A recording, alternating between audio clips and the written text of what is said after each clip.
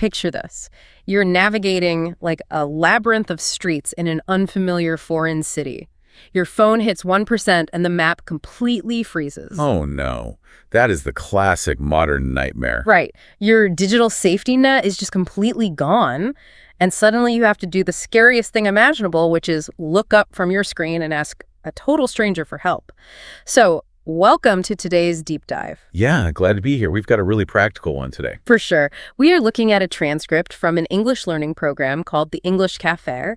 It features these hosts, Anna and Leo. And our mission today is to unpack how this script efficiently teaches fundamental survival language for travel, emergencies, and just, navigating entirely new environments. That really fascinating piece of source material because it strips communication down to its absolute essentials for you. Like it focuses entirely on what you actually need when you were dropped into a high-stakes foreign environment. Okay, let's unpack this. Because the script doesn't just hand you a list of nouns. It focuses first on, well, I guess you could call it social lubrication. Yeah, that's exactly what it is. Right, like before you ever even ask for directions, you learn these phrases like, sorry to bother you, or I am lost, can you help me, please? It treats the approach less like a grammar exercise and more like a bandwidth check. A bandwidth check. I really like that analogy. Yeah, you're briefly pinging a stranger to see if they even have the mental capacity to take on your problem before you just download the whole issue onto them. Which is such a vital survival strategy. I mean, mitigating the stranger's conversational burden is actually way more critical than your initial language proficiency. Oh, for sure. Notice that the script prioritizes these polite requests, even before teaching the phrase, do you speak English? It acknowledges that establishing goodwill and, showing respect for someone's time, that's what actually unlocks their willingness to help you. Well, my issue with these types of language scripts, though, is that asking the initial question is actually the easy part. Right, it's the answer that gets you.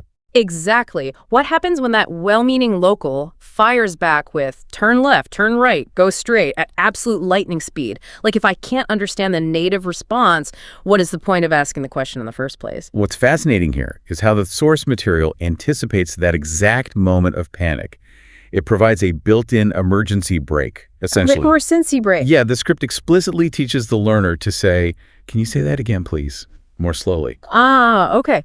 Right, so it shifts the learner from being this, passive, overwhelmed listener to an active director of the conversation. Precisely. True language survival isn't just reciting vocabulary. It's actively managing the flow of information. By teaching you to control the pace of the exchange, the script empowers you to actually comprehend the answer. Having that emergency brake is great, obviously, but even with it, things inevitably go wrong, which brings up an interesting psychological tool the source uses to deal with that reality, normalizing failure. Oh, yeah. The personal stories they tell in this module are great. They really are. The hosts of the English Café, Anna and Leo, share their own humbling travel disasters, like Anna admits to getting lost in London and just walking in a complete circle for an hour. And Leo's story highlights the chaos even better. He once tried to ask for directions to a hotel and somehow ended up walking into a police station instead. Which is hilarious, but also highly strategic. Right. Sharing these embarrassing moments tells the learner that messing up is just an inherent part of the process. It reduces the massive anxiety that comes with speaking a new language. It creates psychological safety. If the experts can walk in circles or, end up at the police station, it's perfectly fine if you stumble over your words. Exactly. And that psychological safety isn't just theory. It is put into practice when you actually have to role-play these high-stakes scenarios. The script pushes the learner into the hot seat with guided situations. Like navigating to the nearest supermarket. Yeah, or practicing that vital skill of forcing someone to slow down like we talked about. And it makes sure to close those interactions with expressions of gratitude, like you are very kind. It's just a great reminder that these aren't dry grammar lessons to memorize. They are blueprints for human connection in vulnerable situations. The language is simply the vehicle. The goal is securing help and connection when you need it most. To wrap up, here is something for you to mull over.